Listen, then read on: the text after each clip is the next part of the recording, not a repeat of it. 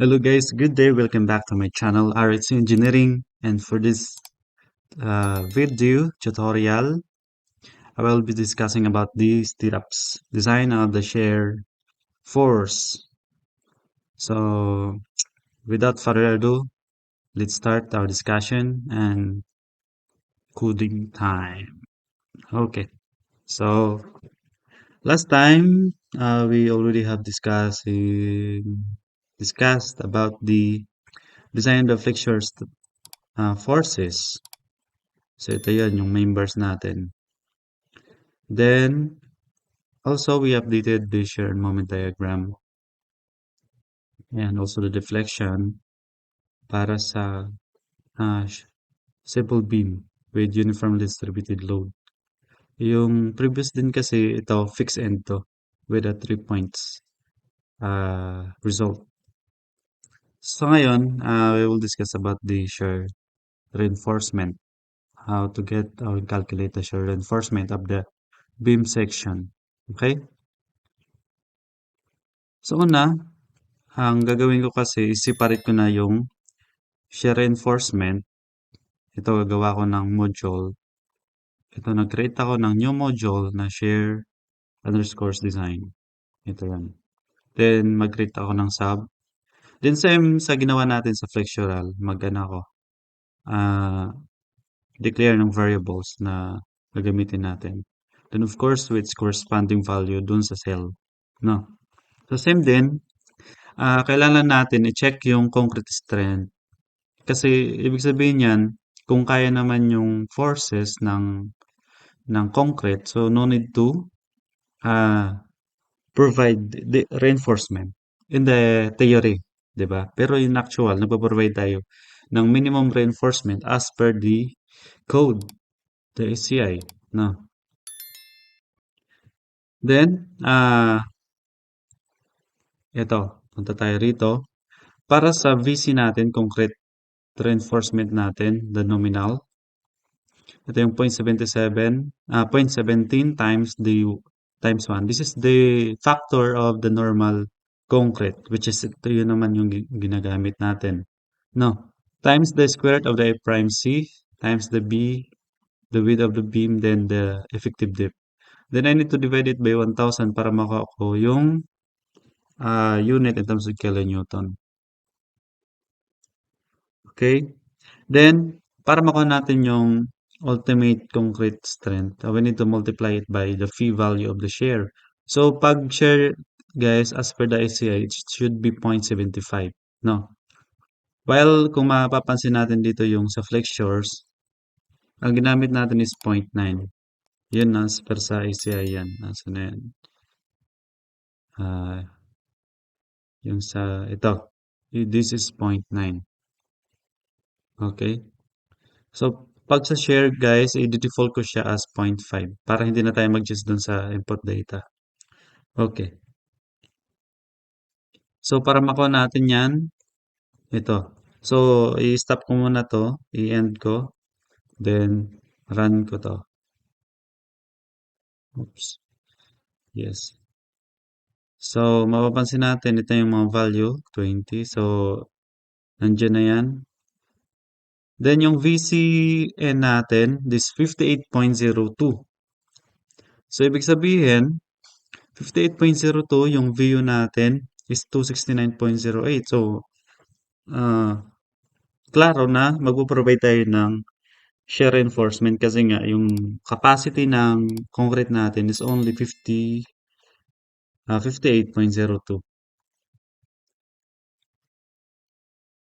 Okay.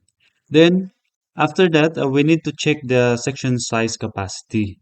So, meron din tayong situation dito condition. Ito, kapag mag-less than yung VU natin dun sa capacity ng concrete itself, yung alone, so hindi siya required.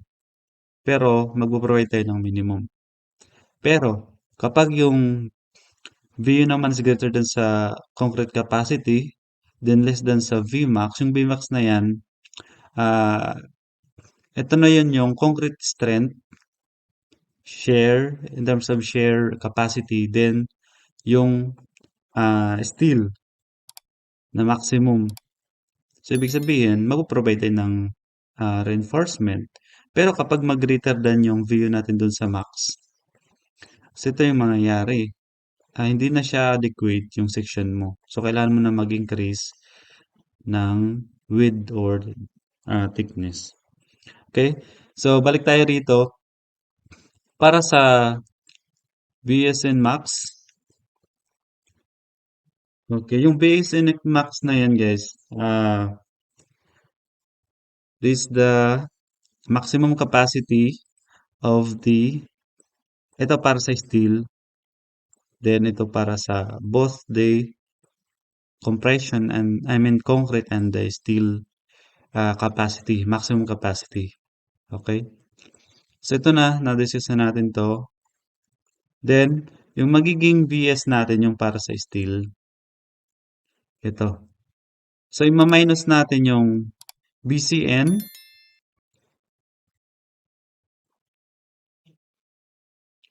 Okay, so kaya para makuha natin yung steel itself, makuha natin yung the difference of the ultimate share minus sa capacity ng ultimate capacity ng concrete.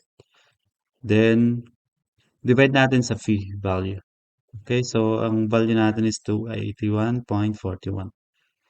Then, we have here a condition. Kapag mag-less than yung V is natin sa factor na to, yung 0.33 times square to B prime C times B times dt. So, yung S-max natin, it's either 600. The minimum is 600 and effective depth over 2. Okay? Then, kailangan natin makuha yung requirement. Yung area of the steel over the spacing in terms of millimeter square per millimeter. Ito yung unit na yan. So, simply, kailangan natin i-divide yung VS na na-compute natin dito. Divide natin sa Fy times dt. Then, I need to divide it by 1,000 para ma-convert into millimeter square per millimeter. Okay? Then, as per code, we have here the minimum. Kailangan natin check yung required natin na reinforcement sa minimum. So, first minimum one natin is 0.062 times the square root of a prime c times b over the fy. Then, ginawa ko lang 3 para sa tatlong 3 decimal places na round off natin. Then, aside from this minimum, check din natin sa isang minimum natin or let's say minimum 2 sa 0.35 times b over fy. Okay? So, whichever the maximum of these two, yun ang magiging AVS minimum natin. Okay? Then ngayon, kukunin na natin yung gagamiting share ratio in terms of millimeter square per millimeter. So, of course, the requirement, i-check natin sa requirement versus sa minimum. So, this is of course, kukunin natin yung maximum nito, yung value. So, kapag kunin natin yung maximum ng required and the minimum, okay? So, ito yung magiging, ano na natin, formula para sa EVS use. Itong gagamitin natin. Okay? Then, the EV use natin, ito yung input data natin. Ito yun. Para sa legs. So, kunin natin yung area. Area of the circle lang yan of the stirrups. One stirrups, of course, we need to multiply it kung ilang legs yan. Ang sinasabing legs, guys, ito yun eh. Okay, for example, we have here ito, i-copy ko na lang ito.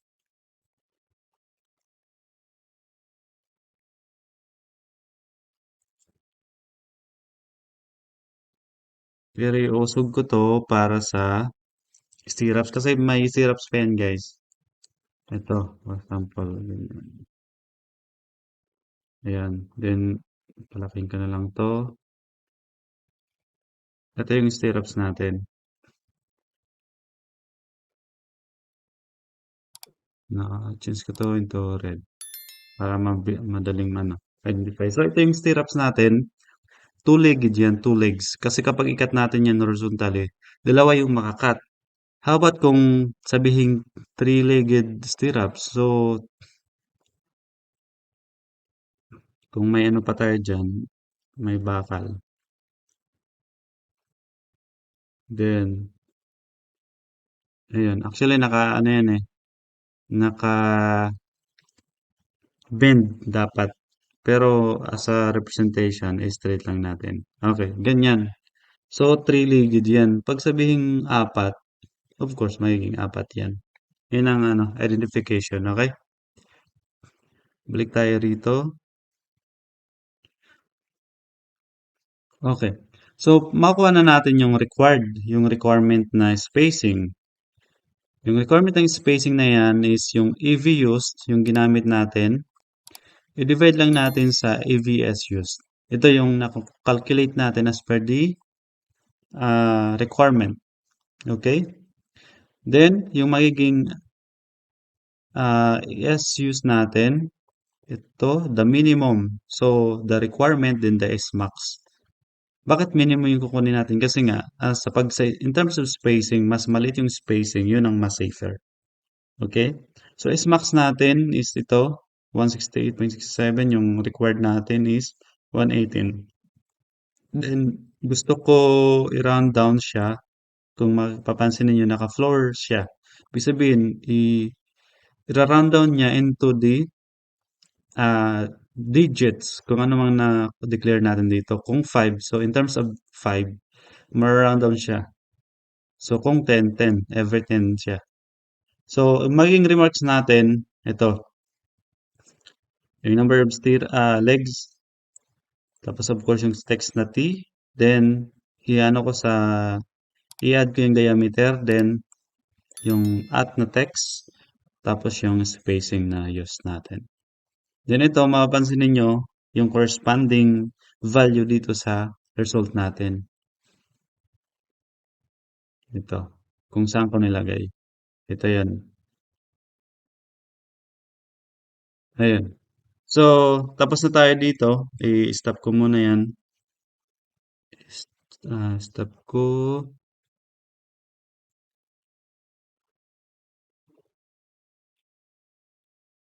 Okay.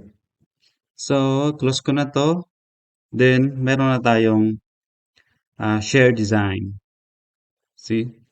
So, ito, as per ito, mapapansin niyo in-indicate ko na lang siya at mid-span section or mid-section na lang. Ibig sabihin nito, yung sa mid-section yung dinidesign natin. Pero, kapag i-design niyo yung support, let's check this one. Ito, kapag i-design niyo yung support dito, yung magiging result natin dito, kailangan mababaliktad siya.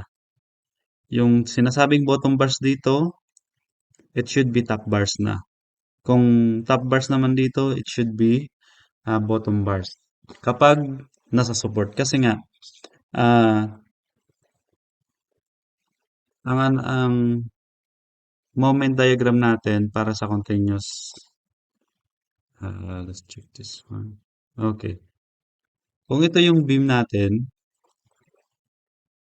continuous beam, tapos may ano tayo, may support, may column,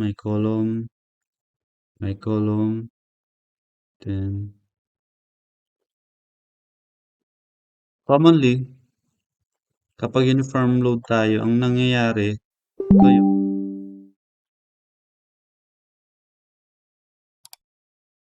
ganyan. So, ibig sabihin, nandito yung maximum moment natin sa support. Sa top naman nandito, sa support, sorry. This is the mid-span, sa mid-span, sa support, sa mid-span, sa support, sa mid-span, sa support, sa mid-span. So, Kapag ano natin yung section na yan, so nandito yung tension natin sa baba, sa midspan. Pero sa support naman, yung magiging tension natin nasa taas. Kaya nababaliktad siya. Yun yung sinasabi kong dapat i-change natin kung support yan. Okay? So ito for example, from this given result, 313.93 yung ano natin moment at support, then 269.08 sa support. So ito yon. So ibig sabihin, kapag i-calculate natin yan, then ito, balik natin to. Ayan. So double reinforced section siya. So at bottom bar, sabi niya, 25 mm na bakal. So top bars is 625. Pero kasi nga, top bars to, I mean, support. This is support. So we need to interchange this one. So yung sinasabing bottom bars dito should be top bars. Ito naman yung top bars, it should be bottom bars kasi sa support siya. Okay? Then, kapag i-design naman natin to, 156.96, 156.96 is 156.96. Then, zero daw yung ano natin share as per sa dito natin kasi midspan eh. So, i-calculate natin. As you can see, ito tama na yan na location. Yung bottom bars natin is 87, 25 mm. Then, pero kung makikita ninyo, so kailangan pa natin i-reduce yung quantity. Medyo malaki, no? Ito 0.28, so medyo malaki pa. So pwede natin i-change yung diameter ng bakal. 20, let's use 20. Only 2. So okay tayo sa dalawa lang. Pero ito sa bottom bars, kailangan natin mag-increase into 5. So, ito pasado na. Tama na to. Then, sa stirrups natin guys, as you can see, 0 kasi yung VU natin. Pero yung X-max natin for this one is 170. Pero yung required is 1,132.79. So, kukunin natin yung maximum, that is 170. Pero tatlo. So, pwede ko to i-reduce. See. So, pwede tayo mag-provide ng two-legged stirrups na 10 mm at 170 mm na spacing. So, pero para safe, para sa factor of safety, pwede, although safe na to, kasi nga malaki na, dahil ang requirement, ito yung na-provide natin. Pwede ninyo yung iba, pinaprovide nila once 150, yung hindi kinakalculate, as per sa experience na lang nila.